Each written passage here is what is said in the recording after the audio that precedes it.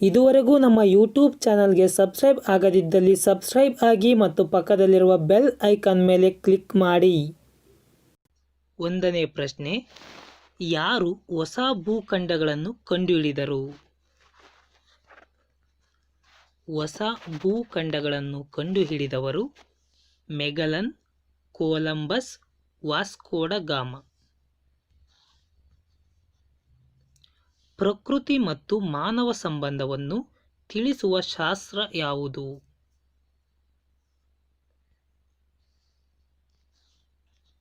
ಭೂಗೋಳಶಾಸ್ತ್ರ ಪ್ರಕೃತಿ ಮತ್ತು ಮಾನವ ಸಂಬಂಧವನ್ನು ತಿಳಿಸುತ್ತದೆ. ಪ್ರಕೃತಿಯನ್ನು ಉಪಯೋಗಿಸಿ ಮಾನವನು ಹೀಗೆ ಬದುಕುತ್ತಿದ್ದಾನೆ ಎಂಬುದರ ಅಧ್ಯಯನ ಯಾವುದು? ಮಾನವ ಭೂಗೋಳಶಾಸ್ತ್ರ. ನಕ್ಷತ್ರಗಳ ಉಗಮಕ್ಕೆ ಬೇಕಾಗುವ ಮೂಲ ಧಾತುಗಳು ಯಾವುವು? ನಕ್ಷತ್ರಗಳ ಉಗಮಕ್ಕೆ ಜಲಜನಕ ಮತ್ತು ಹೀಲಿಯಂ ಮೂಲ ಧಾತುಗಳು ಬೇಕಾಗುತ್ತವೆ. ಅನಿಲ ತುಂಬಿದ ದೈತ್ಯ ಗ್ರಹಗಳು ಯಾವುವು?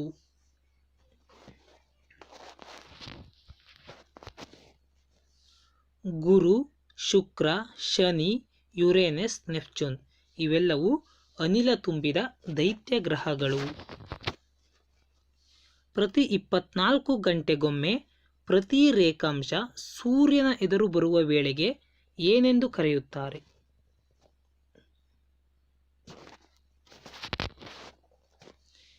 ಸ್ಥಳೀಯ ವೇಳೆ ಎಂದು ಕರೆಯುತ್ತಾರೆ. ಭೂಮಿಗಿರುವ ಚಲನೆಗಳು ಯಾವುವು?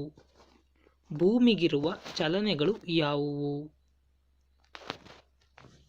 ದೈನಿಕ ಚಲನೆ ಮತ್ತು ವಾರ್ಷಿಕ ಚಲನೆ.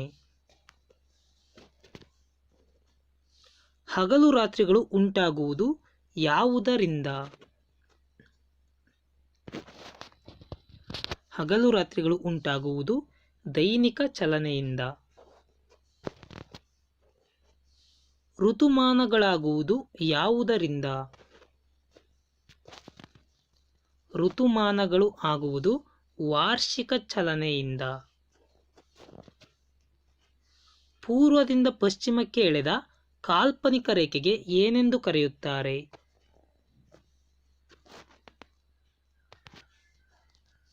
ಅಕ್ಷಾಂಶಗಳು ಎಂದು ಕರೆಯುತ್ತಾರೆ. ಉತ್ತರದಿಂದ ದಕ್ಷಿಣಕ್ಕೆ ಎಳೆದ ಕಾಲ್ಪನಿಕ ರೇಖೆಗೆ ಏನೆಂದು ಕರೆಯುತ್ತಾರೆ? ರೇಖಾಂಶಗಳು ಎಂದು ಕರೆಯುತ್ತಾರೆ. ಭೂಗೋಳಶಾಸ್ತ್ರದ ಇತರ ಹೆಸರುಗಳು ಯಾವುವು? ಭೂಗೋಳಶಾಸ್ತ್ರದ ಇತರ ಹೆಸರುಗಳು ಸಸ್ಯಗಳ ವಿಜ್ಞಾನ, ಹಂಚಿಕೆಯ ವಿಜ್ಞಾನ, ವಿಶ್ಲೇಷಣಾ ವಿಜ್ಞಾನ ಮತ್ತು ಸಂಬಂಧ ವಿಜ್ಞಾನ. ಒಂದು ದೇಶದ ಮಧ್ಯದಲ್ಲಿ ಹಾದು ಹೋಗುವ ರೇಖಾಂಶದ ಮೇಲೆ ಇರುವ ವೇಳೆಗೆ ಏನೆನ್ನುವರು? ಒಂದು ದೇಶದ ಮಧ್ಯದಲ್ಲಿ ಹಾದು ಹೋಗುವ ರೇಖಾಂಶದ ಮೇಲೆ ಇರುವ ವೇಳೆಗೆ ಏನೆಂದು ಕರೆಯುತ್ತಾರೆ? ಆ ದೇಶದ ಪ್ರಮಾಣಿತ ವೇಳೆ ಎಂದು ಕರೆಯುತ್ತಾರೆ. ಭಾರತದ ಪ್ರಮಾಣಿತ ವೇಳೆ ಇರುವ ಸ್ಥಳ ಯಾವುದು? 82.5 ರೇಖಾಂಶ ಅಲಹಾಬಾದ್ ಹತ್ತಿರವಿದೆ. 82.5 ಪೂರ್ವ ರೇಖಾಂಶ. ಅಂತಾರಾಷ್ಟ್ರೀಯ ದಿನರೇಖೆಯನ್ನು ನಿರ್ಧರಿಸುವ ರೇಖಾಂಶ ಯಾವುದು? ಇಂಟರ್ನ್ಯಾಷನಲ್ ಡೇಟಾ ಲೈನ್ 180 ಡಿಗ್ರಿ ರೇಖಾಂಶ. ಅಧಿಕ ವರ್ಷ ಉಂಟಾಗುವುದು ಎಷ್ಟು ವರ್ಷಗಳಿಗೊಮ್ಮೆ? ಪ್ರತಿ 4 ವರ್ಷಗಳಿಗೆ ಒಂದು ದಿನ ಅಧಿಕ ವರ್ಷ ಬರುತ್ತದೆ. ಅಂತಾರಾಷ್ಟ್ರೀಯ ದಿನರೇಖೆ ಹಾದು ಹೋಗಿರುವ ಸಮುದ್ರ ಯಾವುದು?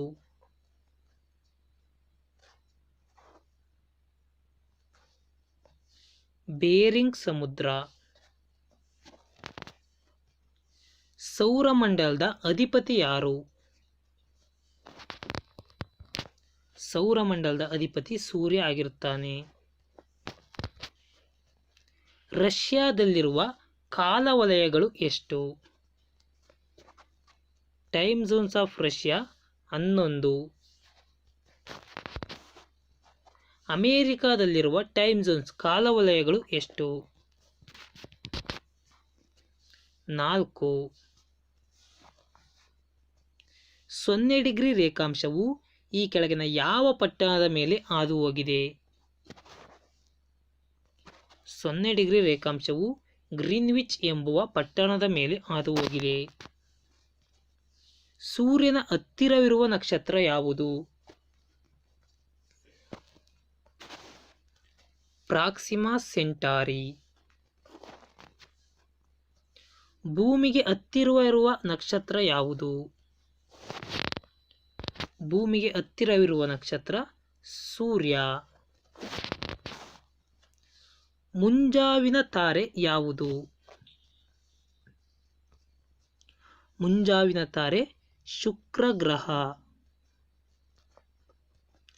ದೈತ್ಯ ನಕ್ಷತ್ರದ ಹೆಸರೇನು? ಯಾವುದು ದೈತ್ಯ ನಕ್ಷತ್ರವಾಗಿದೆ? ಬಿಟಲ್ಗೀಸ್ ನಕ್ಷತ್ರ. ರಿಗೆಲ್ ನಕ್ಷತ್ರದ ಬಣ್ಣ ಯಾವುದು? ರಿಗೆಲ್ ನಕ್ಷತ್ರವು ನೀಲಿ ಬಣ್ಣವಾಗಿರುತ್ತದೆ. 1986ರಲ್ಲಿ ಕಾಣಿಸಿಕೊಂಡ ಧೂಮಕೇತು ಯಾವುದು? ಈ ಧೂಮಕೇತು ಪ್ರತಿ 76 ವರ್ಷಗಳಿಗೊಮ್ಮೆ ಕಾಣಿಸಿಕೊಳ್ಳುತ್ತದೆ. ಹ್ಯಾಲಿ ಧೂಮಕೇತು. ಮೀನ್ಮಟ ರೋಗ ಬರುವುದು ಯಾವುದರಿಂದ? ಮೀನಮಟ ರೋಗ ಬರುವುದು ಜಲಮಾಲಿನ್ಯದಿಂದ. ಮೀನಮಟಕ್ಕೆ ಕಾರಣವಾಗುವ ರಾಸಾಯನಿಕ ಸಂಯುಕ್ತ ಯಾವುದು? ಮೀನ್ಮಟ ರೋಗಕ್ಕೆ ಕಾರಣವಾಗುವ ರಾಸಾಯನಿಕ ಸಂಯುಕ್ತ ಮೀಥೈಲ್ ಪಾದರಸ. ಇದು ಓಝೋನ್ ಪದರವನ್ನು ನಾಶಪಡಿಸುತ್ತದೆ. ಯಾವುದು? ಕ್ಲೋರೋಫ್ಲೋರೋಕಾರ್ಬನ್ CFCಗಳು ಓಝೋನ್ ಪದರವನ್ನು ನಾಶಪಡಿಸುತ್ತವೆ. ಶಬ್ದ ಮಾಲಿನ್ಯ ಅಳೆಯುವ ಮಾನ ಯಾವುದು? ಶಬ್ದ ಮಾಲಿನ್ಯವನ್ನು ಡೆಸಿಬಲ್ನಿಂದ ಅಳೆಯುತ್ತಾರೆ. ಪರಿಸರ ಎಂಬ ಗ್ರೀಕ್ ಪದದ ಅರ್ಥ ಏನು? ಪರಿಸರ ಎಂದರೆ ಮನೆಯ ಅಧ್ಯಯನ ಎಂದರ್ಥ.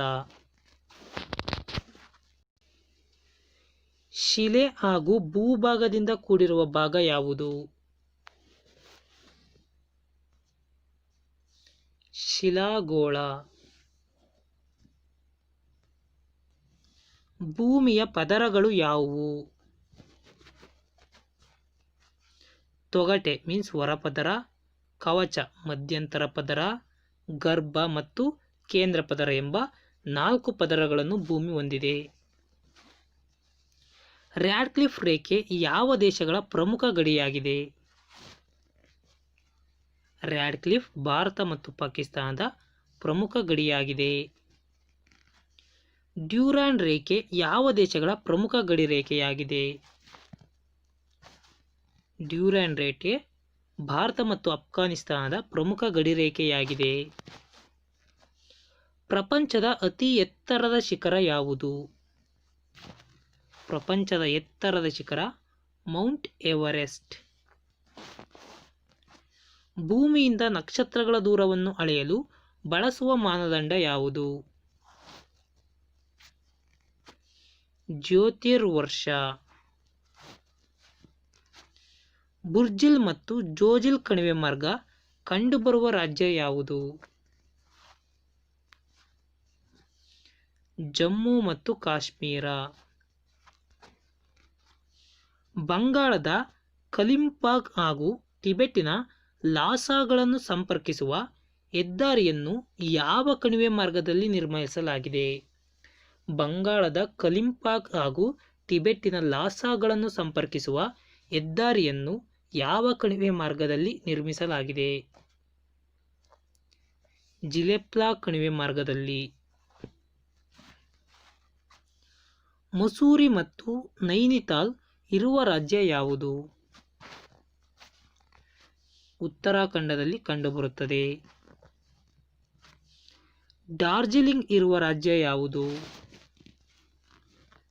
ಡಾರ್ಜಿಲಿಂಗ್ ಪಶ್ಚಿಮ ಬಂಗಾಳ. ದಾಲ್ ಸರೋವರ ಇರುವ ರಾಜ್ಯ ಯಾವುದು? ದಾಲ್ ಸರೋವರ ಜಮ್ಮು ಮತ್ತು ಕಾಶ್ಮೀರದಲ್ಲಿ ಕಂಡುಬರುತ್ತದೆ. ಟೀ ಹೆಚ್ಚಿನ ಪ್ರದೇಶದಲ್ಲಿ ಬೆಳೆಯುವ ರಾಷ್ಟ್ರ ಯಾವುದು? ಟೀಯನ್ನು ಭಾರತದಲ್ಲಿ ಹೆಚ್ಚಿನ ಪ್ರದೇಶದಲ್ಲಿ ಬೆಳೆಯುತ್ತಾರೆ. ಅತಿ ಹೆಚ್ಚು ಶಕ್ತಿಯನ್ನು ಯಾವುದರಿಂದ ಉತ್ಪಾದಿಸಲಾಗುತ್ತಿದೆ? ಅತಿ ಹೆಚ್ಚು ಶಕ್ತಿಯನ್ನು ಶಾಖೋತ್ಪನ್ನದಿಂದ ಉತ್ಪಾದಿಸಲಾಗುತ್ತಿದೆ. ಕಪ್ಪು ಮಣ್ಣು ಯಾವ ಬೆಳೆಗೆ ಸೂಕ್ತ? ಕಪ್ಪು ಮಣ್ಣು ಹತ್ತಿ ಬೆಳೆಗೆ ಸೂಕ್ತ. ಮಾನಸ್ ನ್ಯಾಷನಲ್ ಪಾರ್ಕ್ ಇರುವ ರಾಜ್ಯ ಯಾವುದು? ಮಾನಸ್ ನ್ಯಾಷನಲ್ ಪಾರ್ಕ್ ಅಸ್ಸಾಂನಲ್ಲಿ ಕಂಡುಬರುತ್ತದೆ. ಕೂರ್ಬಾ ಆಸ್ಟ್ರೇಲಿಯಾದಲ್ಲಿರುವ ಕೂರ್ಬಾ ನಗರವು ಪ್ರಸಿದ್ಧವಾಗಿರುವುದು ಯಾವುದಕ್ಕೆ? ಕೂರ್ಬಾ ನಗರ ಅಲ್ಯೂಮಿನಿಯಂ ಕೈಗಾರಿಕೆಗೆ ಪ್ರಸಿದ್ಧವಾಗಿದೆ. ಸಿಂಪ್ಲಿಪಾಲ್ ವ್ಯಾಘ್ರ ಯೋಜನೆ ಇರುವ ರಾಜ್ಯ ಯಾವುದು? ಸಿಂಪ್ಲಿಪಾಲ್ ವ್ಯಾಘ್ರ ಯೋಜನೆ ಒಡಿಶಾದಲ್ಲಿ ಕಂಡುಬರುತ್ತದೆ. ಲಿಗ್ನೈಟ್ ಉತ್ಪಾದನೆಯಲ್ಲಿ ತಮಿಳುನಾಡಿನ ನಂತರ ಯಾವ ರಾಜ್ಯ ಉತ್ಪಾದಿಸುತ್ತಿದೆ? ಎರಡನೇ ಸ್ಥಾನ ಯಾವ ರಾಜ್ಯ? ಲಿಗ್ನೈಟ್ನಲ್ಲಿ ತಮಿಳುನಾಡು, ನಂತರ ಗುಜರಾತ್. ರೋಹಿ ನ್ಯಾಷನಲ್ ಪಾರ್ಕ್ ಯಾವ ರಾಜ್ಯದಲ್ಲಿದೆ? ರೋಹಿ ನ್ಯಾಷನಲ್ ಪಾರ್ಕ್ ಹಿಮಾಚಲ ಪ್ರದೇಶದಲ್ಲಿ ಕಂಡುಬರುತ್ತದೆ. ಯಾವ ರಾಜ್ಯ ಅತಿ ಹೆಚ್ಚು ಕ್ರಿಶ್ಚಿಯನ್ನರನ್ನು ಹೊಂದಿದೆ? ಅತಿ ಹೆಚ್ಚು ಕ್ರಿಶ್ಚಿಯನ್ನರನ್ನು ಹೊಂದಿರುವ ರಾಜ್ಯ ನಾಗಾಲ್ಯಾಂಡ್. ಹಸಿರು ಕ್ರಾಂತಿ ಯಾವ ಬೆಳೆಯಿಂದ ಪ್ರಾರಂಭವಾಯಿತು? ಹಸಿರು ಕ್ರಾಂತಿ ಗೋಧಿಯಿಂದ ಪ್ರಾರಂಭವಾಯಿತು. ನರ್ಮದಾ ನದಿ ಹರಿಯುವ ದಿಕ್ಕು ಯಾವುದು? ನರ್ಮದಾ ನದಿ ಹರಿಯುವ ದಿಕ್ಕು ಪಶ್ಚಿಮ ದಿಕ್ಕಿನಲ್ಲಿ ಹರಿಯುತ್ತದೆ. ಥಾರ್ ಮರುಭೂಮಿ ಇರುವ ರಾಜ್ಯ ಯಾವುದು? ಥಾರ್ ಮರುಭೂಮಿ ರಾಜಸ್ಥಾನದಲ್ಲಿ ಕಂಡುಬರುತ್ತದೆ. ಮೌಂಟ್ ಅಬು ಗಿರಿಧಾಮವಿರುವ ರಾಜ್ಯ ಯಾವುದು? ಮೌಂಟ್ ಅಬು ರಾಜಸ್ಥಾನದಲ್ಲಿ ಕಂಡುಬರುತ್ತದೆ. ಮಾಳ್ವಾ ಪ್ರಸ್ಥಭೂಮಿ ಹೆಚ್ಚು ಆವರಿಸಿರುವ ರಾಜ್ಯ ಯಾವುದು? ಮಧ್ಯಪ್ರದೇಶದಲ್ಲಿ ಅತಿ ಹೆಚ್ಚು ಆವರಿಸಿದೆ. ಪೂರ್ವ ಘಟ್ಟಗಳಲ್ಲಿ ಅತಿ ಎತ್ತರವಾದ ಶಿಖರ ಯಾವುದು? ಪೂರ್ವ ಘಟ್ಟಗಳಲ್ಲಿ ಜಿಂದಗಢ. ಪರಿಸರದಲ್ಲಿರುವ ಎರಡು ವಿಧಗಳು ಯಾವುವು? ಒಂದು ಪ್ರಾಕೃತಿಕ ಪರಿಸರ, ಎರಡು ಮಾನವ ನಿರ್ಮಿತ ಪರಿಸರ. ಭಾರತದ ಅತಿ ದೊಡ್ಡ ಸರೋವರ ಯಾವುದು? ಅತಿ ದೊಡ್ಡ ಸರೋವರ ಚಿಲ್ಕಾ ಸರೋವರ. ಚಿಲ್ಕಾ ಸರೋವರ ಯಾವ ರಾಜ್ಯದಲ್ಲಿದೆ? ಚಿಲ್ಕಾ ಸರೋವರ ಒಡಿಶಾ ರಾಜ್ಯದಲ್ಲಿದೆ. ಯಾವ ಸರೋವರವನ್ನು ಶ್ರೀಹರಿಕೋಟ ದ್ವೀಪ ಎಂದು ಕರೆಯಲಾಗಿದೆ? ಶ್ರೀಹರಿಕೋಟ ದ್ವೀಪ ಎಂದು ಪುಲಿಕಾಟ್ ಸರೋವರವನ್ನು ಕರೆಯುತ್ತಾರೆ. ಜೋಗ್ ಜಲಪಾತವಿರುವ ರಾಜ್ಯ ಯಾವುದು? ಜೋಗ್ ಜಲಪಾತವು ಕರ್ನಾಟಕದಲ್ಲಿ ಕಂಡುಬರುತ್ತದೆ. ಭಾರತದ ಏಕೈಕ ಸಜೀವ ಜ್ವಾಲಾಮುಖಿ ಯಾವುದು? ಏಕೈಕ ಸಜೀವ ಜ್ವಾಲಾಮುಖಿ ಬ್ಯಾರನ್ ಐಲ್ಯಾಂಡ್. ಭಾರತದ ಅತ್ಯಂತ ದಕ್ಷಿಣದ ಭಾಗ ಯಾವುದು? ಇಂದಿರಾ ಪಾಯಿಂಟ್ ಭಾರತದ ಅತ್ಯಂತ ದಕ್ಷಿಣದ ಭಾಗ. ಭಾರತವು ಹೊಂದಿರುವ ವಾಯುಗುಣ ಯಾವುದು? ಉಷ್ಣವಲಯದ ಮಾನ್ಸೂನ್ ವಾಯುಗುಣವನ್ನು ಹೊಂದಿದೆ. ಭಾರತದ ಗರಿಷ್ಠ ಉಷ್ಣಾಂಶವನ್ನು ಹೊಂದಿರುವ ಪ್ರದೇಶ ಯಾವುದು? ಭಾರತದಲ್ಲಿ ಗರಿಷ್ಠ ಉಷ್ಣಾಂಶವನ್ನು ಹೊಂದಿರುವ ಪ್ರದೇಶ ಗಂಗಾನಗರ. ಇಲ್ಲಿ 52 ಡಿಗ್ರಿ ಸೆಂಟಿಗ್ರೇಡ್ ಕಂಡುಬಂದಿದೆ. ಸುಂಟರ ಗಾಳಿಯನ್ನು ಉತ್ತರ ಪ್ರದೇಶದಲ್ಲಿ ಏನೆಂದು ಕರೆಯುವರು? ಸುಂಟರ ಗಾಳಿಯನ್ನು ಹಾಂದೀಸ್ ಎಂದು ಕರೆಯುವರು. ಭಾರತವು ತನ್ನ 75% ಮಳೆಯನ್ನು ಯಾವ ಕಾಲದಲ್ಲಿ ಪಡೆಯುತ್ತದೆ? ನೈಋತ್ಯ ಮಾನ್ಸೂನ್ ಮಾರುತಗಳ ಕಾಲ ಅಂದರೆ ಜೂನ್ನಿಂದ ಸೆಪ್ಟೆಂಬರ್ನವರೆಗೆ ಪಡೆಯುತ್ತದೆ. ದಕ್ಷಿಣ ಭಾರತದ ಚಿರಾಪುಂಜಿ ಎಂದು ಯಾವುದನ್ನು ಕರೆಯಲಾಗಿದೆ? ದಕ್ಷಿಣ ಭಾರತದ ಚಿರಾಪುಂಜಿ ಎಂದು ಆಗುಂಬೆಯನ್ನು ಕರೆಯಲಾಗಿದೆ. ಮ್ಯಾಂಗನೀಸ್ ಉತ್ಪಾದನೆಯಲ್ಲಿ ಮೊದಲನೇ ಸ್ಥಾನದಲ್ಲಿರುವ ರಾಜ್ಯ ಯಾವುದು? ಮ್ಯಾಂಗನೀಸ್ ಉತ್ಪಾದನೆಯಲ್ಲಿ ಒಡಿಶಾ. ಕರ್ನಾಟಕದ ಯಾವ ಜಿಲ್ಲೆ ಮ್ಯಾಂಗನೀಸ್ನ ಉತ್ಪಾದನೆಯಲ್ಲಿ ಮೊದಲನೇ ಸ್ಥಾನದಲ್ಲಿದೆ? ಕರ್ನಾಟಕದ ಜಿಲ್ಲೆ ಬಳ್ಳಾರಿ. 20ನೇ ಶತಮಾನದ ಆಶ್ಚರ್ಯದ ಲೋಹವೆಂದು ಯಾವುದನ್ನು ಕರೆಯಲಾಗಿದೆ? ಆಶ್ಚರ್ಯದ ಲೋಹ ಬಾಕ್ಸೈಟ್. ಭಾರತದಿಂದ ಬಾಕ್ಸೈಟ್ ಅನ್ನು ಆಮದು ಮಾಡಿಕೊಳ್ಳುವ ರಾಷ್ಟ್ರ ಯಾವುದು? ಇಟಲಿ. ಅಭ್ರಕ ಉತ್ಪಾದನೆ ಮತ್ತು ನಿಕ್ಷೇಪದಲ್ಲಿ ಮೊದಲನೇ ಸ್ಥಾನ ಪಡೆದ ರಾಜ್ಯ ಯಾವುದು? ಅಭ್ರಕದ ಉತ್ಪಾದನೆಯಲ್ಲಿ ಆಂಧ್ರಪ್ರದೇಶ. ಭಾರತದಿಂದ ಅತಿ ಹೆಚ್ಚು ಅಭ್ರಕವನ್ನು ಆಮದು ಮಾಡಿಕೊಳ್ಳುವ ರಾಷ್ಟ್ರ ಯಾವುದು? ಅತಿ ಹೆಚ್ಚು ಅಭ್ರಕವನ್ನು ಅಮೆರಿಕ ಆಮದು ಮಾಡಿಕೊಳ್ಳುತ್ತದೆ. ಭಾರತದಲ್ಲೇ ಅತಿ ಹೆಚ್ಚು ಚಿನ್ನ ಉತ್ಪಾದಿಸುವ ರಾಜ್ಯ ಯಾವುದು? ಕರ್ನಾಟಕ. ರಾಜಸ್ಥಾನದ ಖೇತ್ರಿ ಯಾವುದಕ್ಕೆ ಪ್ರಾಮುಖ್ಯತೆ ಪಡೆದಿದೆ? ತಾಮ್ರ. ಕಲ್ಲಿದ್ದಲಿನ ಅತ್ಯುತ್ತಮ ದರ್ಜೆ ಯಾವುದು? ಅಂಥ್ರಾಸೈಟ್. ಭಾರತದಲ್ಲಿ ಅತಿ ಹೆಚ್ಚಾಗಿ ಕಲ್ಲಿದ್ದಲನ್ನು ಉತ್ಪಾದಿಸುವ ರಾಜ್ಯ ಯಾವುದು? ಮಧ್ಯಪ್ರದೇಶ.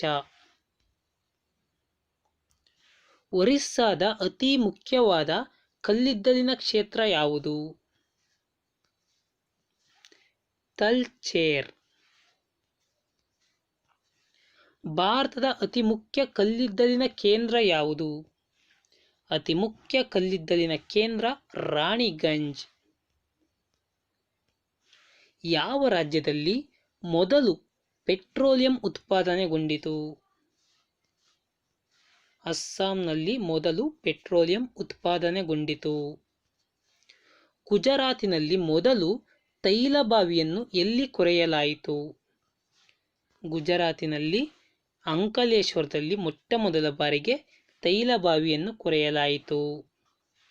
ಬಾಂಬೆ ಐನಲ್ಲಿ ಪೆಟ್ರೋಲಿಯಂ ಉತ್ಪಾದನೆ ಯಾವಾಗ ಆರಂಭಗೊಂಡಿತು? ಬಾಂಬೆ ಐನಲ್ಲಿ 1976ರಲ್ಲಿ ಆರಂಭಗೊಂಡಿತು. ಅತ್ಯಂತ ಕಿರಿಯ ಪರ್ವತ ಶ್ರೇಣಿಗಳು ಯಾವುವು? ಹಿಮಾಲಯ ಪರ್ವತ ಶ್ರೇಣಿಗಳು ಅತ್ಯಂತ ಕಿರಿಯ ಪರ್ವತ ಶ್ರೇಣಿಗಳು. ಭಾರತದಲ್ಲಿ ಅತಿ ಹೆಚ್ಚು ಕಚ್ಚಾ ತೈಲವನ್ನು ಉತ್ಪಾದಿಸುವ ಸ್ಥಳ ಯಾವುದು? ಬಾಂಬೆ ಐ. ಭಾರತದಲ್ಲಿ ಅತಿ ಹೆಚ್ಚು ಸ್ವಾಭಾವಿಕ ಅನಿಲವನ್ನು ಉತ್ಪಾದಿಸುವ ಸ್ಥಳ ಯಾವುದು?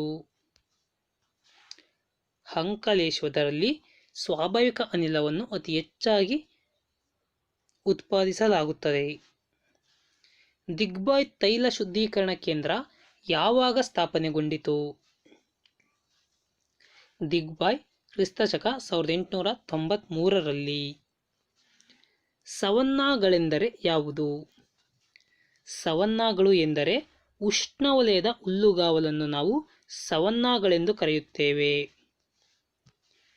ಭಾರತದಲ್ಲಿ ಅತಿ ಹೆಚ್ಚು ಜಲವಿದ್ಯುತ್ ಉತ್ಪಾದಿಸುವ ರಾಜ್ಯ ಯಾವುದು? ಅತಿ ಹೆಚ್ಚು ಜಲವಿದ್ಯುತ್ ಉತ್ಪಾದಿಸುವ ರಾಜ್ಯ ಆಂಧ್ರಪ್ರದೇಶ. ಶಿವನ ಸಮುದ್ರದಲ್ಲಿ ಯಾವ ವರ್ಷ ವಿದ್ಯುತ್ ಪ್ರಾರಂಭವಾಯಿತು? ಶಿವನ ಸಮುದ್ರದಲ್ಲಿ ಕ್ರಿಸ್ತಶಕ 1902ರಲ್ಲಿ. ಭಾರತದ ಮೊದಲ ಜಲವಿದ್ಯುತ್ ಯೋಜನೆ ಯಾವುದು?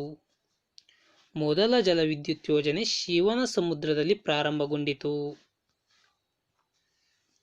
ಕೊಯ್ನಾ ಜಲವಿದ್ಯುತ್ ಯೋಜನೆ ಯಾವ ರಾಜ್ಯದಲ್ಲಿದೆ? ಕೊಯ್ನಾ ಮಹಾರಾಷ್ಟ್ರದಲ್ಲಿ ಕಂಡುಬರುತ್ತದೆ.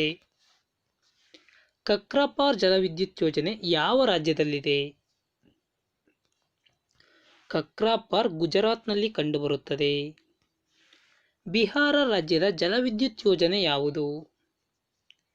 ಬಿಹಾರದಲ್ಲಿ ಸುವರ್ಣರೇಖಾ ಜಲವಿದ್ಯುತ್ ಯೋಜನೆ ಕಂಡುಬರುತ್ತದೆ.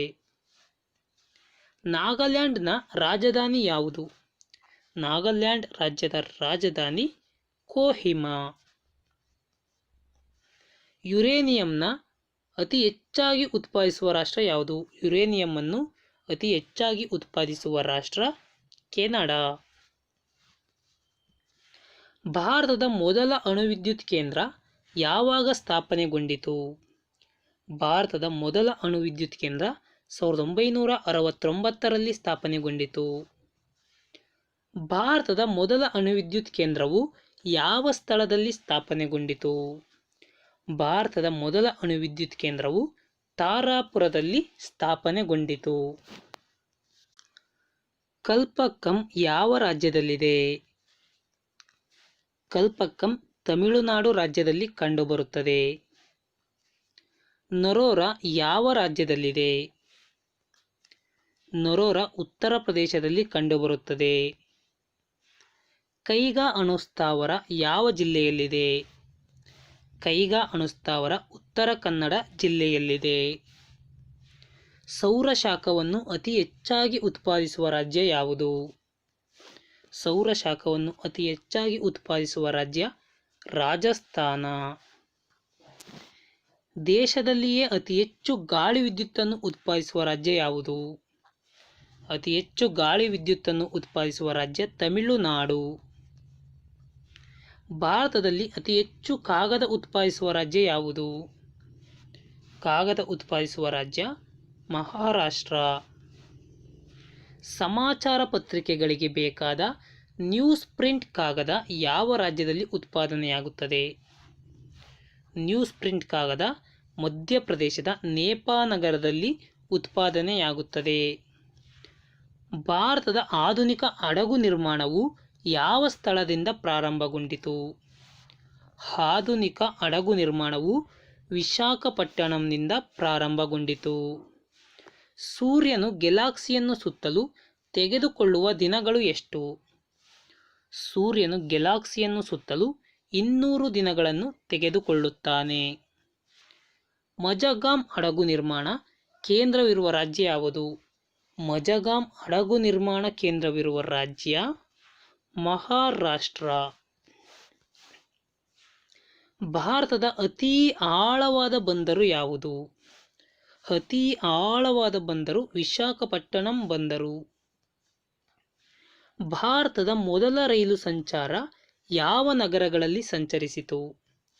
ಮೊದಲ ರೈಲು ಸಂಚಾರ ಮುಂಬೈಯಿಂದ ಥಾಣೆವರೆಗೆ ಸಂಬಂಧಿಸಿತು. ಯಾವಾಗ? 1853ರಲ್ಲಿ. ಪೂರ್ವ ಮತ್ತು ಪಶ್ಚಿಮ ಘಟ್ಟಗಳ ಸಂಗಮದ ಉನ್ನತ ಶಿಖರ ಯಾವುದು? ಪೂರ್ವ ಮತ್ತು ಪಶ್ಚಿಮ ಘಟ್ಟಗಳ ಸಂಗಮದ ಉನ್ನತ ಶಿಖರ ದೊಡ್ಡ ಬೆಟ್ಟ. ಭಾರತದ ಅತಿ ಚಿಕ್ಕ ರೈಲ್ವೆ ವಲಯ ಯಾವುದು? ಅತಿ ಚಿಕ್ಕ ರೈಲ್ವೆ ವಲಯ ಈಶಾನ್ಯ ರೈಲ್ವೆ ವಲಯ. ಭಾರತದ ಉದ್ದವಾದ ರೈಲು ಮಾರ್ಗ ಯಾವುದು?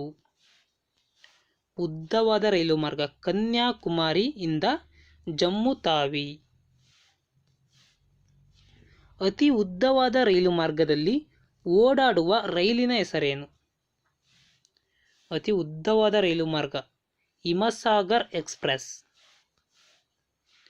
ರಸ್ತೆ ಅಭಿವೃದ್ಧಿ ಮಂಡಳಿ ಸ್ಥಾಪನೆಗೊಂಡ ವರ್ಷ ಯಾವುದು? ರಸ್ತೆ ಅಭಿವೃದ್ಧಿ ಮಂಡಳಿ 1927. ಹೈದರಾಬಾದ್ ಯೋಜನೆ ಯಾವಾಗ ಪ್ರಾರಂಭಗೊಂಡಿತು? ಹೈದರಾಬಾದ್ ಯೋಜನೆ 1961. ರಾಷ್ಟ್ರೀಯ ಹೆದ್ದಾರಿಗಳೆಂದು ಕರೆದ ವರ್ಷ ಯಾವುದು? ನ್ಯಾಷನಲ್ ಹೈವೇಸ್ ಅಂತ 1956ರಲ್ಲಿ ಕರೆಯಲಾಯಿತು.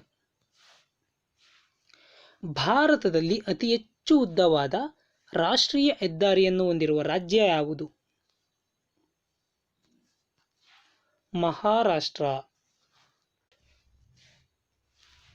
ಪ್ರಪಂಚದ ಅತಿ ಎತ್ತರದ ವಾಹನ ಸಂಚಾರ ರಸ್ತೆ ಮಾರ್ಗ ಯಾವುದು? ಅತಿ ಎತ್ತರದ ವಾಹನ ಸಂಚಾರ ರಸ್ತೆ ಮಾರ್ಗ ಮನಾಲಿಯಿಂದ ಲೇಹ್ ವರೆಗೆ ಕಂಡುಬರುತ್ತದೆ. ಅತಿ ಕಡಿಮೆ ರಸ್ತೆ ಮಾರ್ಗವನ್ನು ಹೊಂದಿರುವ ರಾಜ್ಯ ಯಾವುದು? ಅತಿ ಕಡಿಮೆ ರಸ್ತೆ ಮಾರ್ಗವನ್ನು ಸಿಕ್ಕಿಂ ಹೊಂದಿದೆ. ಒಳನಾಡು ಜಲಮಾರ್ಗ ಅಭಿವೃದ್ಧಿ ಪ್ರಾಧಿಕಾರ ಸ್ಥಾಪನೆಗೊಂಡದ್ದು ಯಾವಾಗ? ಒಳನಾಡು ಜಲಮಾರ್ಗ ಅಭಿವೃದ್ಧಿ ಪ್ರಾಧಿಕಾರ 1986ರಲ್ಲಿ. ಕಾಂಡ್ಲಾ ಬಂದರು ಯಾವ ರಾಜ್ಯದಲ್ಲಿದೆ? ಕಾಂಡ್ಲಾ ಬಂದರು ಗುಜರಾತ್. ಭಾರತದ ಅತಿ ದೊಡ್ಡ ಬಂದರು ಯಾವುದು? ಅತಿ ದೊಡ್ಡ ಬಂದರು ಮುಂಬೈ. ನೇತಾಜಿ ಸುಭಾಷ್ ಹಡಗುಕಟ್ಟೆ ಇರುವ ಬಂದರು ಯಾವುದು? ಸುಭಾಷ್ ಹಡಗುಕಟ್ಟೆ ಕೋಲ್ಕತ್ತಾದಲ್ಲಿ ಕಂಡುಬರುತ್ತದೆ. ಸ್ವಾಭಾವಿಕ ಬಂದರು ಯಾವುದು? ಸ್ವಾಭಾವಿಕ ಬಂದರು ಕೊಚ್ಚಿನ್. ಕಾಂಡ್ಲಾ ಪ್ರಧಾನ ಬಂದರು ಎನಿಸಿದ್ದು ಯಾವಾಗ? ಕಾಂಡ್ಲಾ ಪ್ರಧಾನ ಬಂದರು ಎನಿಸಿದ್ದು 1955ರಲ್ಲಿ. ಪ್ಯಾರಾದೀಪ್ ಬಂದರು ಉದ್ಘಾಟನೆಗೊಂಡ ವರ್ಷ ಯಾವುದು? ಪಾರಾದೀಪ್ ಬಂದರು 1966ರಲ್ಲಿ ಉದ್ಘಾಟನೆಗೊಂಡಿತು. ಹೂಳೆತ್ತುವ ಕಾರ್ಪೊರೇಷನ್ ಯಾವಾಗ ಸ್ಥಾಪನೆಗೊಂಡಿತು? ಹೂಳೆತ್ತುವ ಕಾರ್ಪೊರೇಷನ್ 1976ರಲ್ಲಿ ಸ್ಥಾಪನೆಯಾಯಿತು. ಭಾರತದಲ್ಲಿ ವಾಯು ಸಾರಿಗೆ ಯಾವಾಗ ಆರಂಭಗೊಂಡಿತು? ವಾಯು ಸಾರಿಗೆ 1911ರಲ್ಲಿ. ನಾಗರಿಕ ವಿಮಾನ ಇಲಾಖೆಯು ಸ್ಥಾಪನೆಗೊಂಡ ವರ್ಷ ಯಾವುದು? 1927ರಲ್ಲಿ ಸ್ಥಾಪನೆಯಾಯಿತು. ಭಾರತದಲ್ಲಿ ಎಷ್ಟು ಅಂತಾರಾಷ್ಟ್ರೀಯ ವಿಮಾನ ನಿಲ್ದಾಣಗಳಿವೆ? ಇಂಟರ್ನ್ಯಾಷನಲ್ ಏರ್ಪೋರ್ಟ್ಸ್ ಟೋಟಲ್ 24 ಇದ್ದಾವೆ ಅಟ್ ಪ್ರೆಸೆಂಟ್. ಇಂದಿರಾ ಗಾಂಧಿ ವಿಮಾನ ನಿಲ್ದಾಣ ಎಲ್ಲಿದೆ? ಇಂದಿರಾ ಗಾಂಧಿ ವಿಮಾನ ನಿಲ್ದಾಣ ದೆಹಲಿಯಲ್ಲಿ ಕಂಡುಬರುತ್ತದೆ. ಸಂತಾಲ್ ಬುಡಕಟ್ಟು ಹೆಚ್ಚಾಗಿ ಇರುವ ರಾಜ್ಯ ಯಾವುದು? ಸಂತಾಲ್ ಬಿಹಾರ್. ಅತಿ ಹೆಚ್ಚು ಮಳೆ ಪಡೆಯುವ ರಾಜ್ಯ ಯಾವುದು? ಮೇಘಾಲಯ. ಮಧುಮಲೈ ಇರುವ ರಾಜ್ಯ ಯಾವುದು? ತಮಿಳುನಾಡು. ದಕ್ಷಿಣ ಭಾರತದಲ್ಲಿ ಪೂರ್ವ ತೀರದಲ್ಲಿರುವ ಅತಿ ದೊಡ್ಡ ಬಂದರು ಯಾವುದು? ಚೆನ್ನೈ. ಕಾಫಿ ತೋಟಗಳಲ್ಲಿ ಉಪಬೆಳೆಯಾಗಿ ಬೆಳೆಯುವ ಕರ್ನಾಟಕದ ಪ್ರಸಿದ್ಧ ಸಾಂಬಾರ್ ಬೆಳೆ ಯಾವುದು? ಉಪಬೆಳೆಯಾಗಿ ಬೆಳೆಯುವ ಪ್ರಸಿದ್ಧ ಸಾಂಬಾರ್ ಬೆಳೆ ಮೆಣಸು. ಶಿವನಸಮುದ್ರ ವಿದ್ಯುದಾಗಾರಕ್ಕೆ ಯಾವ ಹೆಸರನ್ನು ಇಡಲಾಗಿದೆ? ಶಿವನಸಮುದ್ರ ವಿದ್ಯುದಾಗಾರಕ್ಕೆ ಶೇಷಾದ್ರಿ ಅಯ್ಯರ್ ಎಂಬ ಹೆಸರನ್ನು ಇಡಲಾಗಿದೆ. ಭಾರತದ ಪ್ರಪ್ರಥಮ ಜಲವಿದ್ಯುತ್ ಕೇಂದ್ರಕ್ಕೆ ಮತ್ತೊಂದು ಹೆಸರೇನು? ಪ್ರಪ್ರಥಮ ಜಲವಿದ್ಯುತ್ ಕೇಂದ್ರಕ್ಕೆ ಬ್ಲಫ್ ಎಂದು ಹೆಸರನ್ನು ಇಡಲಾಗಿದೆ. ಜವಳಿ ಉದ್ಯಮಕ್ಕೆ ಕರ್ನಾಟಕದಲ್ಲಿ ಪ್ರಸಿದ್ಧವಾದ ಜಿಲ್ಲೆ ಯಾವುದು? ಜವಳಿ ಉದ್ಯಮಕ್ಕೆ ದಾವಣಗೆರೆ. ಕರ್ನಾಟಕದ ಹೆಬ್ಬಾಗಿಲು ಎಂದು ಕರೆಯುವ ಬಂದರು ಯಾವುದು? ಮಂಗಳೂರು ಬಂದರು. ಆಗುಂಬೆಯ ನಂತರ ಅತಿ ಹೆಚ್ಚು ಮಳೆ ಪಡೆಯುವ ಸ್ಥಳ ಯಾವುದು? ಆಗುಂಬೆಯ ನಂತರ ಭಾಗಮಂಡಲ. ಅಂಶಿ ರಾಷ್ಟ್ರೀಯ ಉದ್ಯಾನವಿರುವ ಜಿಲ್ಲೆ ಯಾವುದು? ಅಂಶಿ ರಾಷ್ಟ್ರೀಯ ಉದ್ಯಾನವನ ಉತ್ತರ ಕನ್ನಡದಲ್ಲಿ ಕಂಡುಬರುತ್ತದೆ. ಆಲಮಟ್ಟಿ ಅಣೆಕಟ್ಟು ಯೋಜನೆ ಇರುವ ಜಿಲ್ಲೆ ಯಾವುದು? ಆಲಮಟ್ಟಿ ಅಣೆಕಟ್ಟು ಯೋಜನೆ ವಿಜಯಪುರದಲ್ಲಿ ಕಂಡುಬರುತ್ತದೆ. ಎಮ್ಮೆ ಸಾಕಾಣಿಕೆಯಲ್ಲಿ ಮೊದಲ ಸ್ಥಾನದಲ್ಲಿರುವ ಜಿಲ್ಲೆ ಯಾವುದು? ಎಮ್ಮೆ ಸಾಕಾಣಿಕೆಯಲ್ಲಿ ಬೆಳಗಾಂ. ಪವನಶಕ್ತಿ ಪ್ರಥಮ ಸಮೀಕ್ಷೆ ನಡೆದ ಸ್ಥಳ ಯಾವುದು? ಪವನಶಕ್ತಿಯ ಪ್ರಥಮ ಸಮೀಕ್ಷೆ ನಡೆದ ಸ್ಥಳ ಕಪ್ಪತಗುಡ್ಡ. ಬ್ರಾಡ್ ಗೇಜ್ನಲ್ಲಿರುವ ರೈಲು ಹಳಿಗಳ ಅಂತರವೆಷ್ಟು? Broad ಗೇಜ್ನಲ್ಲಿ 1.676 1.676 metre ಅಂತರವಿರುತ್ತದೆ. ಭಾರತದಲ್ಲಿ ಮೊದಲ ಅಂಚೆ ಚೀಟಿ 1937ರಲ್ಲಿ ಬಿಡುಗಡೆಯಾದದ್ದು ಎಲ್ಲಿ? ಕರಾಚಿಯಲ್ಲಿ. ಭಾರತದಲ್ಲಿ ಟೆಲಿಪ್ರಿಂಟರ್ ಉತ್ಪಾದಿಸುವ ನಗರ ಯಾವುದು? ಟೆಲಿಪ್ರಿಂಟರ್ ಉತ್ಪಾದಿಸುವ ನಗರ ಚೆನ್ನೈ. ತೋಡಾ ಬುಡಕಟ್ಟು ಕಂಡುಬರುವುದು ಎಲ್ಲಿ? ತೋಡಾ ಬುಡಕಟ್ಟು ತಮಿಳುನಾಡಿನಲ್ಲಿ. ಬಿರ್ಹೋರ್ ಬುಡಕಟ್ಟು ಇರುವುದು ಎಲ್ಲಿ? ಬಿರ್ಹೋರ್ ಬುಡಕಟ್ಟು ಇರುವುದು ಮಧ್ಯಪ್ರದೇಶದಲ್ಲಿ. ಕಾರ್ಡಮಮ್ ಬೆಟ್ಟಗಳ ಮತ್ತೊಂದು ಹೆಸರೇನು? ಏಲಾಗಿರಿ ಬೆಟ್ಟಗಳು. ಭಾರತದಲ್ಲಿ ಎಸ್ಟಿಡಿ ಆರಂಭವಾದುದು ಯಾವಾಗ? ಎಸ್ಟಿಡಿ ಆರಂಭವಾದುದು 1960ರಲ್ಲಿ. ಭೂಮಿಯ ಹೊರಪದರವನ್ನು ಏನೆಂದು ಕರೆಯುತ್ತಾರೆ? ಭೂಮಿಯ ಹೊರಪದರವನ್ನು ಸಿಯಾಲ್ ಎಂದು ಕರೆಯುತ್ತಾರೆ. ವಿ ಆಕಾರದ ಕಣಿವೆಯನ್ನು ನಿರ್ಮಿಸಿರುವ ನಗ್ನೀಕರಣದ ಕರ್ತೃ ಯಾರು? ನದಿಗಳ ಪ್ರಕ್ರಿಯೆಯಿಂದ ವಿ ಆಕಾರದ ಕಣಿವೆಗಳು ನಿರ್ಮಿತವಾಗುತ್ತವೆ. ಗ್ರಾನೈಟ್, ಗ್ರ್ಯಾಬೋ, ಬಸಾಲ್ಟ್ ಈ ಶಿಲೆಗಳಿಗೆ ಉದಾಹರಣೆಯಾಗಿದೆ. ಯಾವ ಶಿಲೆಗೆ ಉದಾಹರಣೆ? ಇವೆಲ್ಲವೂ ಕೂಡ ಅಗ್ನಿಶಿಲೆಗಳು. ಆಮ್ಲಜನಕ, ಸಾರಜನಕ ಮೊದಲಾದ ಆವಿಗಳು ಭೂಮಿಯಿಂದ ಎಷ್ಟು ಎತ್ತರದವರೆಗೆ ದೊರೆಯುವವು? ಆಮ್ಲಜನಕ, ಸಾರಜನಕ ಮುಂತಾದ ಆವಿಗಳು ಭೂಮಿಯಿಂದ 6ರಿಂದ 7 ಮೈಲಿಗಳಷ್ಟು ಎತ್ತರದವರೆಗೆ ಮಾತ್ರ ದೊರೆಯುತ್ತವೆ. ಉಷ್ಣತೆಯ ಆಧಾರದ ಮೇಲೆ ಭೂಭಾಗವನ್ನು ಎಷ್ಟು ವಲಯಗಳಾಗಿ ವಿಂಗಡಿಸಬಹುದು? ಉಷ್ಣತೆಯ ಆಧಾರದ ಮೇಲೆ 3 ಭಾಗಗಳಾಗಿ ವಿಂಗಡಿಸಬಹುದು. ವಾಯುಮಂಡಲದ ಎತ್ತರದಲ್ಲಿರುವ ಜೀವರಕ್ಷಕ ಅನಿಲ ಕವಚ ಯಾವುದು? ವಾಯುಮಂಡಲದ ಮೇಲಿರುವ ಜೀವರಕ್ಷಕ ಅನಿಲ ಕವಚ ಓಝೋನ್. ವಾಯುವಿನ ಒತ್ತಡವನ್ನು ಅಳೆಯುವ ಸಾಧನ ಯಾವುದು? ಬ್ಯಾರೋಮೀಟರ್. ಗಾಳಿಯ ಒತ್ತಡವು ಡ್ಯಾಶ್ ಆಗಿರುತ್ತದೆ. ಗಾಳಿಯ ಒತ್ತಡವು ಎಲ್ಲ ಕಡೆಯೂ ಒಂದೇ ಸಮನಾಗಿರುವುದಿಲ್ಲ. ಒಂದೊಂದು ಕಡೆ ಒಂದೊಂದು ತರಹ ಇರುತ್ತದೆ. ಒಂದೇ ಕಾಲದಲ್ಲಿ ಒಂದೇ ಸಮನಾದ ಶಾಖವುಳ್ಳ ಸ್ಥಳಗಳ ಮೂಲಕ ಹಾದು ಹೋಗುವ ಊಹಾ ರೇಖೆಯನ್ನು ಏನೆಂದು ಕರೆಯುತ್ತಾರೆ? ಸಮತಾಪ ರೇಖೆ ಎಂದು ಕರೆಯುತ್ತಾರೆ. ಒಂದೇ ಕಾಲದಲ್ಲಿ ಒಂದೇ ಸಮನಾದ ಶಾಖವುಳ್ಳ ಸ್ಥಳಗಳ ಮೂಲಕ ಹಾದು ಹೋಗುವ ರೇಖೆ. ಒಂದೇ ಪ್ರಮಾಣದ ಉಷ್ಣತೆಯನ್ನು ಹೊಂದಿರುವ ಸ್ಥಳಗಳನ್ನು ನಕಾಶೆಯ ಮೇಲೆ ಗುರುತಿಸಲು ಎಳೆದಿರುವ ರೇಖೆ ಯಾವುದು? ಸಮಭಾರ ರೇಖೆ.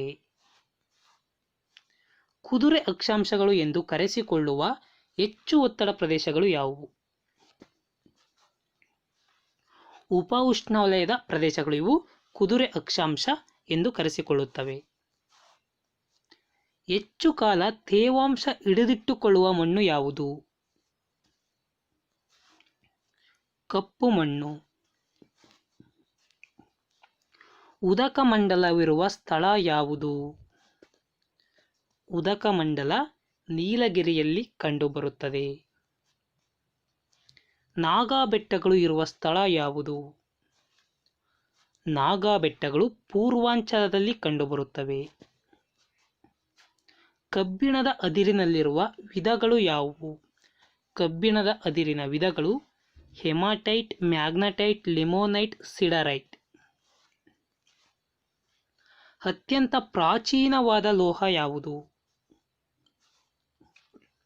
ತಾಮ್ರ ಅತ್ಯಂತ ಪ್ರಾಚೀನವಾದ ಲೋಹವಾಗಿದೆ.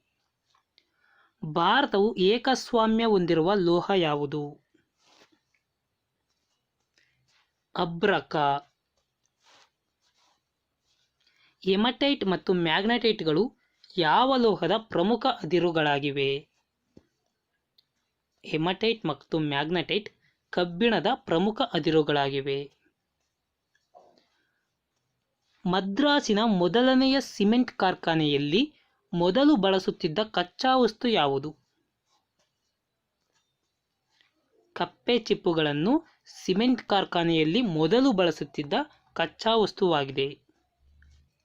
ಭೂಗೋಳದಲ್ಲಿ ಭೂಮಿಯ ಶೇಕಡಾವಾರು ಪ್ರಮಾಣ ಎಷ್ಟು? ಭೂಮಿಯ ಶೇಕಡಾವಾರು ಪ್ರಮಾಣ ವಿಶ್ವದಲ್ಲಿ 29%. ಭೂಗೋಳದಲ್ಲಿ. ಜೀವರಕ್ಷಕ ಅನಿಲ ಓಝೋನ್ ಇರುವ ವಲಯ ಯಾವುದು? ಓಝೋನ್ ಕಂಡುಬರುವುದು ವಾಯುಗೋಳದಲ್ಲಿ. ಭೂಮಿ ಸೂರ್ಯನಿಂದ ಪಡೆಯುವ ಉಷ್ಣ ಶಕ್ತಿಯೇ ಸೌರಶಕ್ತಿ. ಮಾನವನ ವಾಸಕ್ಕೆ ಪ್ರತಿಕೂಲ ಪರಿಸ್ಥಿತಿ ಒಡ್ಡಿರುವ ಅಮೆಜಾನ್ ಮತ್ತು ಕಾಂಗೋಗಳು ಹರಡಿರುವ ಪ್ರದೇಶ ಯಾವುದು? ಅಮೆಜಾನ್ ಮತ್ತು ಕಾಂಗೋಗಳು ಭೂಮಧ್ಯ ರೇಖೆಯಲ್ಲಿ ಹರಡಿವೆ. ಜಗತ್ತಿನ ಅತಿದೊಡ್ಡ ಸಾಗರ ಯಾವುದು? ಅತಿದೊಡ್ಡ ಸಾಗರ ಪ್ರಶಾಂತ ಸಾಗರ ಮೀನ್ಸ್ ಪೆಸಿಫಿಕ್ ಸಾಗರ. ಉಕ್ಕಿ ಉಬ್ಬರವಾದ ವಾರದ ನಂತರ ಚಂದ್ರ ಮತ್ತು ಸೂರ್ಯ ಭೂಮಿಗೆ ಡ್ಯಾಶ್ದಲ್ಲಿರುತ್ತವೆ. ಉಕ್ಕಿ ಉಬ್ಬರವಾದ ವಾರದ ನಂತರ ಚಂದ್ರ ಮತ್ತು ಸೂರ್ಯ ಭೂಮಿಗೆ ಅಸಮಕೋನದಲ್ಲಿರುತ್ತವೆ. ಭೂಮಿಯ ಒಟ್ಟು ಜಲರಾಶಿಯಲ್ಲಿ ಸಾಗರ ಮತ್ತು ಸಮುದ್ರದಲ್ಲಿರುವ ಶೇಕಡಾ ಪ್ರಮಾಣ ಎಷ್ಟು? ಸಾಗರ ಮತ್ತು ಸಮುದ್ರದಲ್ಲಿ 86%. ಕಿಂಬರ್ಲಿ ಪ್ರಪಂಚದಲ್ಲೇ ಹೆಸರುವಾಸಿಯಾಗಿರುವುದು ಯಾವುದಕ್ಕೆ?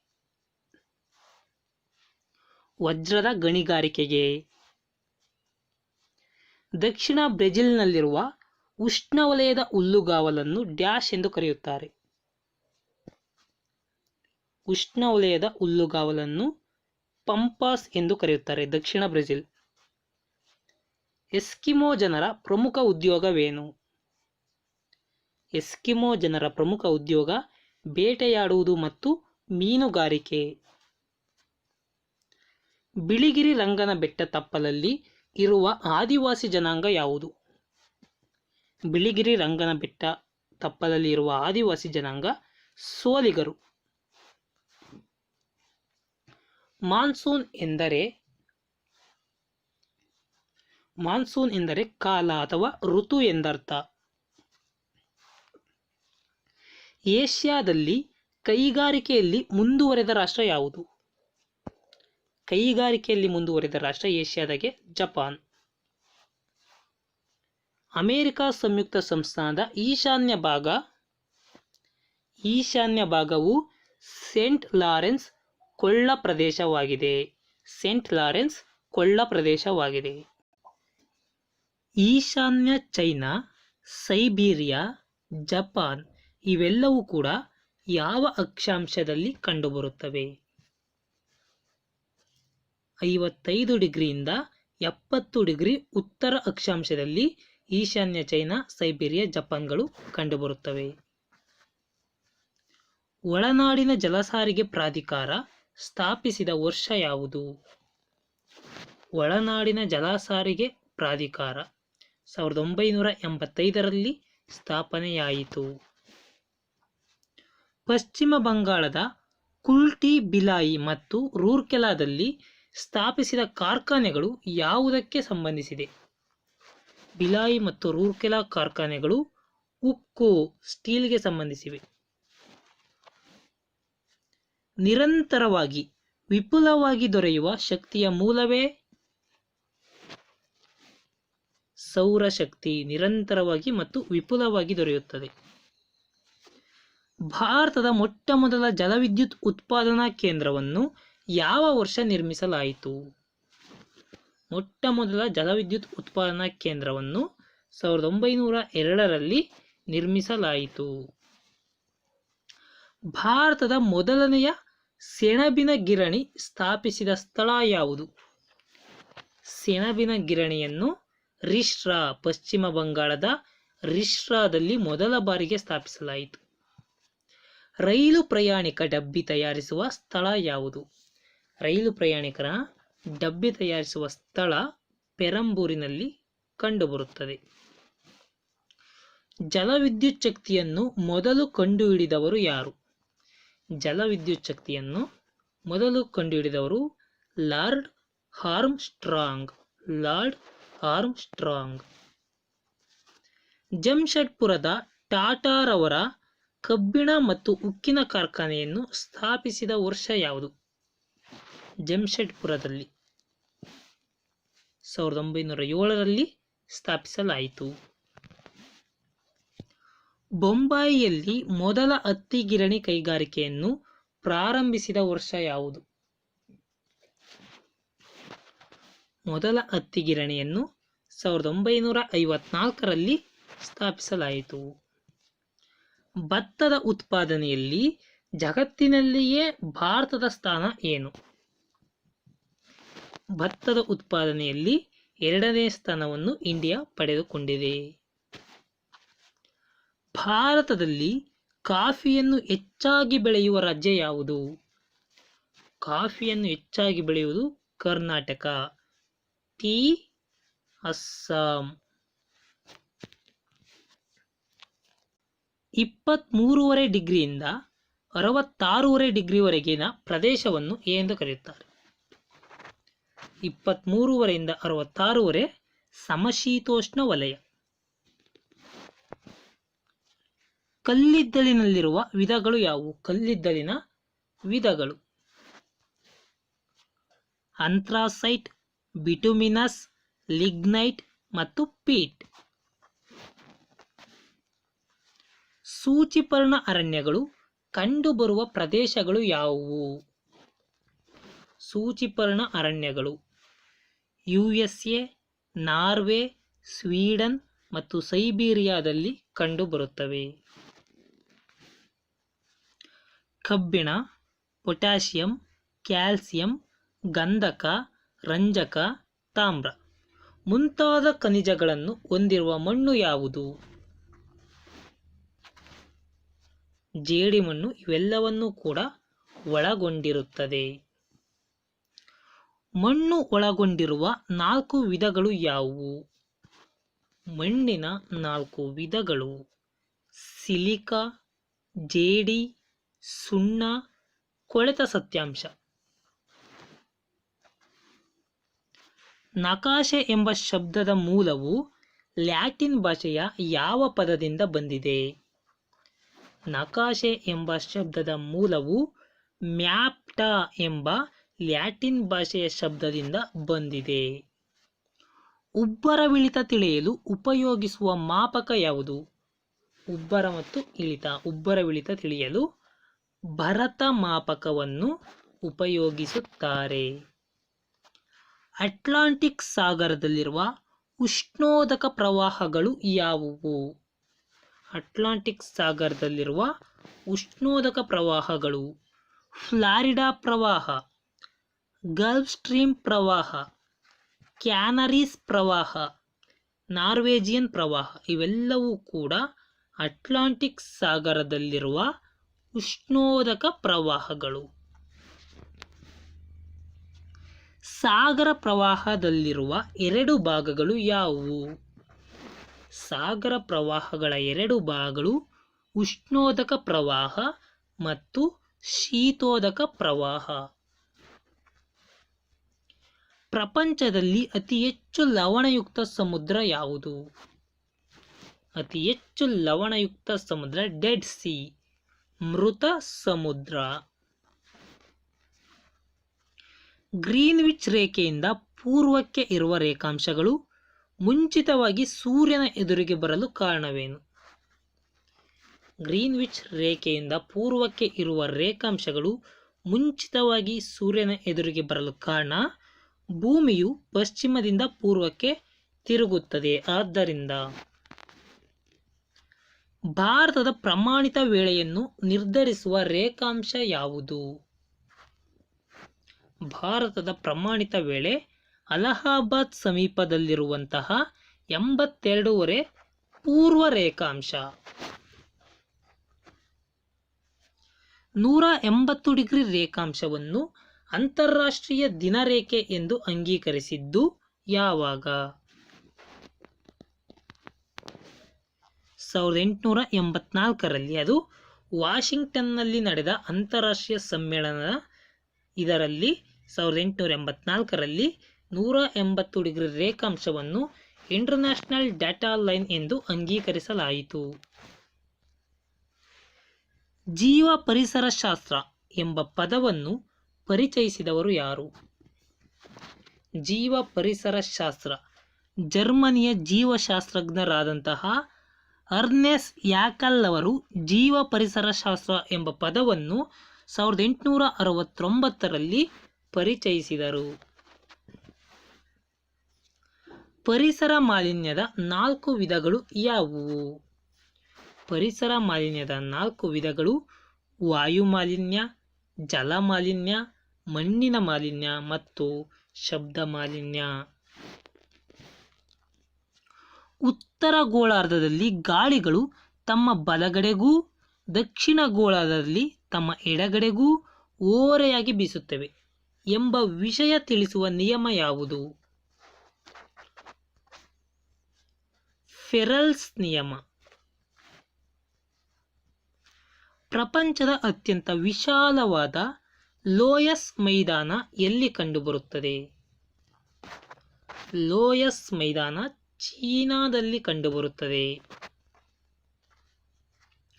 ಜಾಗೃತ ಜ್ವಾಲಾಮುಖಿ ಇರುವ ಪ್ರದೇಶಗಳು ಯಾವುವು? ಜಾಗೃತ ಜ್ವಾಲಾಮುಖಿಗಳು ಹ್ಯಾಂಡೀಸ್ ಪರ್ವತದಲ್ಲಿಯ ಇಟಲಿ ದೇಶದ ಕೋಟೋಪಾಕ್ಷಿಯಲ್ಲಿ ಕಂಡುಬರುತ್ತದೆ. ಮೆಕ್ಸಿಕೋದ ಪಾರಿಕುಟಿನ್ನಲ್ಲಿ ಕಂಡುಬರುತ್ತದೆ ಜಾಗೃತ ಜ್ವಾಲಾಮುಖಿಗಳು. ಇಟಲಿಯ ವೆಸೂವಿಯಸ್ನಲ್ಲಿ ಜಾಗೃತ ಜ್ವಾಲಾಮುಖಿಗಳು ಕಂಡುಬರುತ್ತವೆ. ಲಿಪಾರಿ ದ್ವೀಪದ ಸ್ಟ್ರಾಂಬೋಲ್ನಲ್ಲಿ, ಇದು ಎಲ್ಲಿರುತ್ತೆ? ಮೆಡಿಟೇರಿಯನ್ ಸಮುದ್ರದಲ್ಲಿ ಇದು ಕಂಡುಬರುತ್ತದೆ. ಲಿಪಾರಿ ದ್ವೀಪದ ಸ್ಟ್ರಾಂಬೋಲ್ನಲ್ಲಿ ಜಾಗೃತ ಜ್ವಾಲಾಮುಖಿಗಳು ಕಂಡುಬರುತ್ತವೆ. ಸುಪ್ತ ಜ್ವಾಲಾಮುಖಿ ಇರುವ ಪ್ರದೇಶಗಳು ಯಾವುವು? ಸುಪ್ತ ಜ್ವಾಲಾಮುಖಿಗಳು ಕಂಡುಬರುವುದು ಅಮೆರಿಕದ ಮೌಂಟ್ ರೇನಿಯರ್ನಲ್ಲಿ ಕಂಡುಬರುತ್ತವೆ ಮತ್ತು ಕ್ಯಾಲಿಫೋರ್ನಿಯಾದ ಲಾಸ್ಯಾನ್ನಲ್ಲಿ ಕಂಡುಬರುತ್ತವೆ. ನಂದಿದ ಜ್ವಾಲಾಮುಖಿ ಇರುವ ಪ್ರದೇಶ ಯಾವುದು?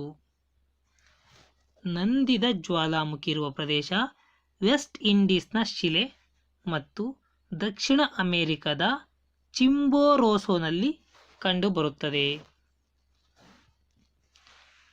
ಭಾರತ ಹೊಂದಿರುವ ಏಕೈಕ ಸಜೀವ ಜ್ವಾಲಾಮುಖಿ ಯಾವುದು?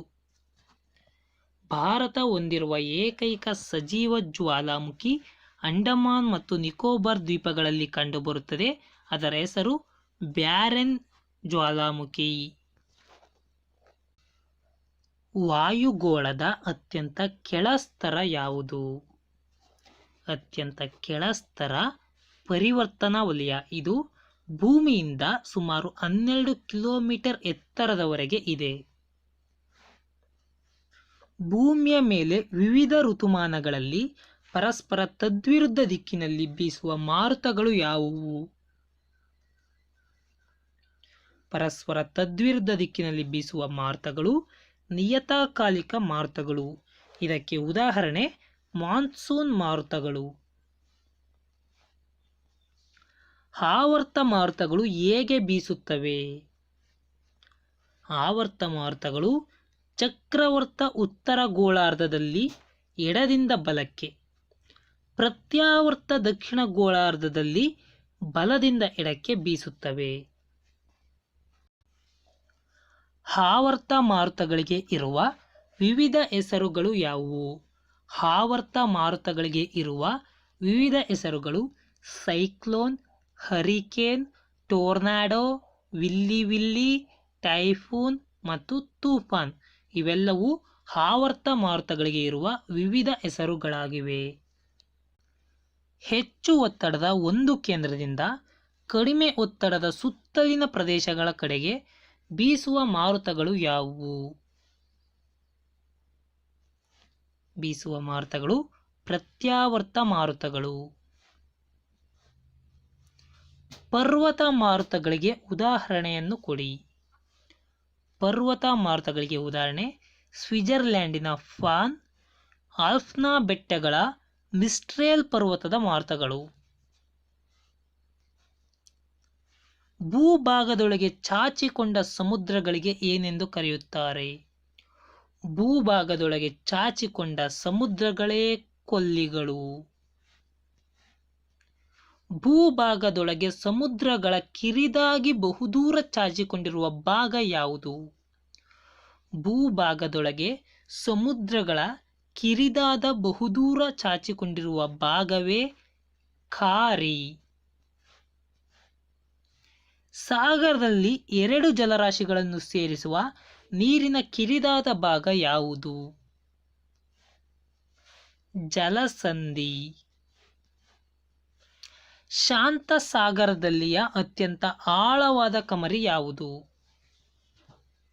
ಶಾಂತ ಸಾಗರದಲ್ಲಿಯ ಅತ್ಯಂತ ಆಳವಾದ ಕಮರಿ ಚಾಲೆಂಜರ್ ಕಮರಿ. ಸಾಗರದ ನೀರಿನಲ್ಲಿ ಕರಗಿರುವ ಸೋಡಿಯಂ ಕ್ಲೋರೈಡ್ನ ಪ್ರಮಾಣ ಎಷ್ಟು? ಸೋಡಿಯಂ ಕ್ಲೋರೈಡ್ನ ಪ್ರಮಾಣ 85%. ಭೂಮಿಯು ತನ್ನ ಅಕ್ಷದ ಸುತ್ತ ಎಷ್ಟು ಡಿಗ್ರಿ ವಾಲಿದೆ? 23.5 ಡಿಗ್ರಿ ವಾಲಿದೆ. ವಿಶ್ವದ 3ರಲ್ಲಿ 2 ಪಾಲು ತವರದ ಉತ್ಪಾದನೆ ಮಾಡುತ್ತಿರುವ ದೇಶ ಯಾವುದು? 2/3 ಪಾಲು ತವರದ ಉತ್ಪಾದನೆಯನ್ನು ಮಾಡುತ್ತಿರುವ ದೇಶ ಮಲೇಷಿಯಾ. ಒರಿಸ್ಸಾ ರಾಜ್ಯದ ತಲ್ಚೇರ್ ಎಂಬ ಸ್ಥಳ ಯಾವುದಕ್ಕೆ ಪ್ರಸಿದ್ಧವಾಗಿದೆ? ತಲ್ಚೇರ್ ಶಾಖೋತ್ಪನ್ನ ವಿದ್ಯುದಾಗಾರಕ್ಕೆ ಪ್ರಸಿದ್ಧ. ಕರ್ನಾಟಕದ ಪ್ರಪ್ರಥಮ ಭೂಗರ್ಭ ವಿದ್ಯುದಾಗಾರ ಯಾವುದು? ಭೂಗರ್ಭ ವಿದ್ಯುದಾಗಾರ ವಾರಾಹಿ, ದಕ್ಷಿಣ ಕನ್ನಡದಲ್ಲಿರುವ ವಾರಾಹಿ. ವಿಶ್ವದಲ್ಲಿಯೇ ಅತ್ಯಂತ ಹಳೆಯದೆಂದು ಪತ್ತೆಯಾಗಿರುವ ನಗರ ಯಾವುದು? ಅತ್ಯಂತ ಹಳೆಯ ನಗರ ಡಮಾಸ್ಕಸ್. ಭಾರತದಲ್ಲಿ ಕೋಕೋವನ್ನು ಎಲ್ಲಿ ಹೆಚ್ಚಾಗಿ ಬೆಳೆಯಲಾಗುತ್ತಿದೆ? ಕೋಕೋವನ್ನು ಕೇರಳದಲ್ಲಿ. ಭಾರತದಲ್ಲಿ ಹೆಚ್ಚು ನೀರಾವರಿ ಪಡೆದಿರುವ ರಾಜ್ಯ ಯಾವುದು? ಹೆಚ್ಚು ನೀರಾವರಿ ಪಡೆದಿರುವ ರಾಜ್ಯ ಪಂಜಾಬ್. ವಿಶ್ವದ ಯಾವ ನದಿ ಗರಿಷ್ಠ ಪ್ರಮಾಣದಲ್ಲಿ ನೀರನ್ನು ಸಮುದ್ರಕ್ಕೆ ಸಾಗಿಸುತ್ತದೆ? ಗರಿಷ್ಠ ಪ್ರಮಾಣದಲ್ಲಿ ನೀರನ್ನು ಸಮುದ್ರಕ್ಕೆ ಸಾಗಿಸುವುದು ಅಮೆಜಾನ್ ನದಿ. ಕೊಳವೆ ಬಾವಿ ನೀರಾವರಿ ಪದ್ಧತಿ ಪ್ರಧಾನವಾಗಿರುವ ಭಾರತೀಯ ರಾಜ್ಯ ಯಾವುದು? ಕೊಳವೆ ಬಾವಿ ಉತ್ತರ ಪ್ರದೇಶದಲ್ಲಿ ಹೆಚ್ಚಾಗಿ ಕಂಡುಬರುತ್ತದೆ. ಸಾಂಬಾರ್ ಸರೋವರ ಯಾವ ರಾಜ್ಯದಲ್ಲಿದೆ? ಸಾಂಬಾರ್ ಸರೋವರ ರಾಜಸ್ಥಾನದಲ್ಲಿ ಕಂಡುಬರುತ್ತದೆ. ಭಾರತದಿಂದ ಕಬ್ಬಿಣವನ್ನು ಅತ್ಯಂತ ಹೆಚ್ಚಾಗಿ ಆಮದು ಮಾಡಿಕೊಳ್ಳುವ ದೇಶ ಯಾವುದು? ಕಬ್ಬಿಣವನ್ನು ಜಪಾನ್ ದೇಶ. ಭಾರತದಲ್ಲಿ ಅತ್ಯಂತ ಹೆಚ್ಚು ಕಲ್ಲಿದ್ದಲು ದೊರೆಯುವ ಪ್ರದೇಶ ಯಾವುದು? ಅತ್ಯಂತ ಹೆಚ್ಚು ಕಲ್ಲಿದ್ದಲು ದೊರೆಯುವ ಪ್ರದೇಶ ರಾಣಿಗಂಜ್, ಪಶ್ಚಿಮ ಬಂಗಾಳದಲ್ಲಿರುವ ರಾಣಿಗಂಜ್.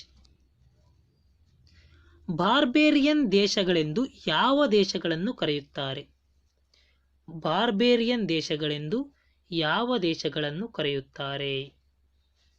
ಮೊರೊಕ್ಕೊ, ಅಲ್ಜೀರಿಯಾ, ಟ್ಯುನೀಷಿಯಾ ದೇಶಗಳನ್ನು ಕರೆಯುತ್ತಾರೆ. ಅಟ್ಲಾಂಟಿಕ್ ಸಾಗರದ ಬಂದರು ಡಾಕಾರ್ ಯಾವ ದೇಶಕ್ಕೆ ಸೇರಿರುತ್ತದೆ? ಡಾಕಾರ್ ಬಂದರು ಸೆನೆಗಾಲ್ ದೇಶಕ್ಕೆ ಸಂಬಂಧಿಸಿದೆ. ಸುಯೇಜ್ ಕಾಲುವೆಯ ದಕ್ಷಿಣದ ತುದಿಯಲ್ಲಿ ಸುಯೇಜ್ ಬಂದರು ಇದೆ. ಆದರೆ ಉತ್ತರದ ತುದಿಯಲ್ಲಿ ಇರುವ ಬಂದರು ಯಾವುದು? ಸುಯೇಜ್ ಕಾಲುವೆಯ ದಕ್ಷಿಣದ ತುದಿಯಲ್ಲಿ ಸುಯೇಜ್ ಬಂದರು ಇದ್ದರೆ ಸುಯೇಜ್ ಕಾಲುವೆಯ ಉತ್ತರ ತುದಿಯಲ್ಲಿ ಇರುವ ಬಂದರು ಯಾವುದು? ಸಯ್ಯದ್ ಬಂದರು. ಫಿಜಿ ದೇಶದ ರಾಜಧಾನಿ ಯಾವುದು? ಫಿಜಿ ದೇಶದ ರಾಜಧಾನಿ ಸುವಾ. ಜಗತ್ತಿನಲ್ಲಿ ಕೇವಲ ಭೂಸೇನೆಯನ್ನು ಮಾತ್ರ ಹೊಂದಿರುವ ಅತ್ಯಂತ ದೊಡ್ಡ ದೇಶ ಯಾವುದು? ಕೇವಲ ಭೂಸೇನೆಯನ್ನು ಮಾತ್ರ ಹೊಂದಿರುವ ದೊಡ್ಡ ದೇಶ ಮಂಗೋಲಿಯಾ. ಪೋಪಾ ಪರ್ವತವು ಯಾವ ದೇಶದಲ್ಲಿದೆ? ಪೋಪಾ ಪರ್ವತವು ಬರ್ಮಾ ದೇಶದಲ್ಲಿದೆ. ಇದೇ ರೀತಿಯ ಹೊಸ ವಿಡಿಯೋಗಳಿಗಾಗಿ ನಮ್ಮ ಯೂಟ್ಯೂಬ್ ಚಾನಲ್ಗೆ ಸಬ್ಸ್ಕ್ರೈಬ್ ಆಗಿ ಮತ್ತು ಪಕ್ಕದಲ್ಲಿರುವ ಬೆಲ್ ಐಕಾನ್ ಮೇಲೆ ಕ್ಲಿಕ್ ಮಾಡಿ.